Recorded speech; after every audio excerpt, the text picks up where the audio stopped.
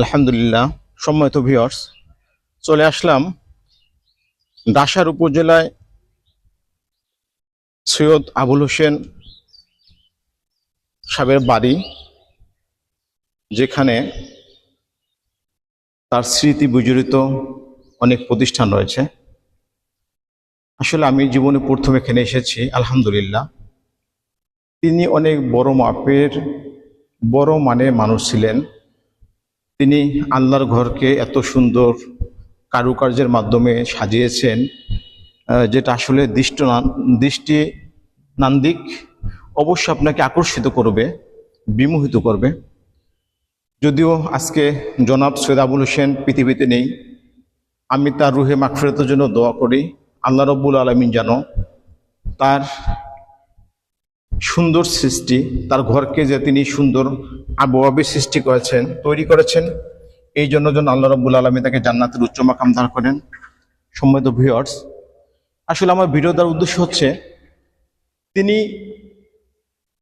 এমন সুন্দরভাবে মসজিদটি তৈরি করেছেন, নির্মাণ যে কৌশল, যেটা আসলেই দৃষ্টনান্দিক, অবশ্যই আপনার হৃদয়কে শীতল করবে।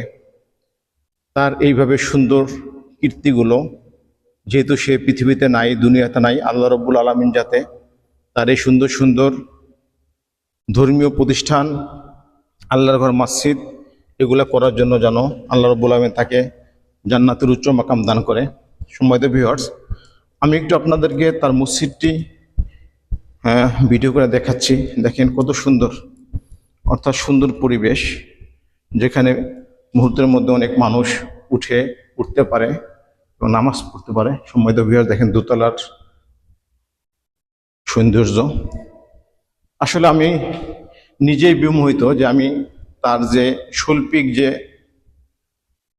সৌন্দর্য তিনি মসজিদে ফুটিয়ে তুলেছেন, যেটা আসলেই অনেকটা দৃষ্টিনন্দন। আমি দ্বিতীয় তলা অবস্থান করতেছি।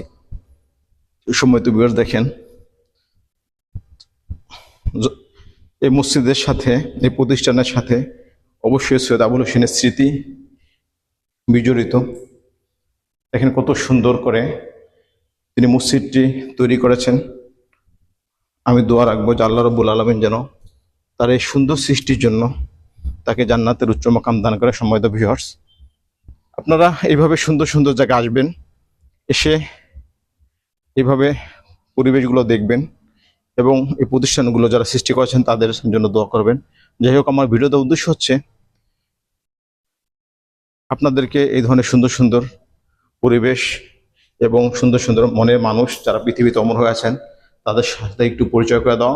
যাই হোক, পরবর্তী ভিডিও দেখা আমন্ত্রণ। আসসালামু আলাইকুম রহমতুল্লাহ।